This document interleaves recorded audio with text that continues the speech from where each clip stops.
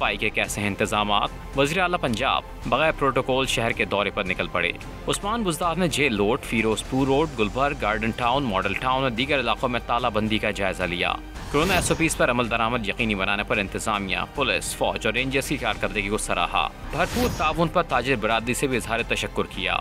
वज़ीर आला ने दौरे के दौरान सफाई के इंतजामात का भी जायजा लिया। सड़कों पर कूड़ा करकट देखकर लाहौर वेस्ट मैनेजमेंट कंपनी के हुक्काम की क्लास ले ली। सफाई के इंतजामात बेहतर बनाने का हुक्म दे दिया।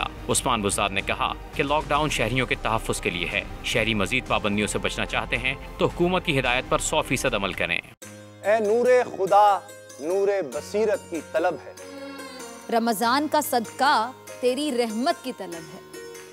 मख्फी हैं इसी माह में रहमत के करीने, गर्दाब से निकले हुए बख्शिश के सफीने, गोया है तेरे इश्क में हम सब बराबर, मजलिस को तू गुलदस्ता फिरदौस बना दे, रिंदों को सनाए शहलौलाक पिला दे, तू शम्मे कलम को यदे बैज़ाई अता कर, बच्चों को तो इफ्तार में तस्नीम अता कर।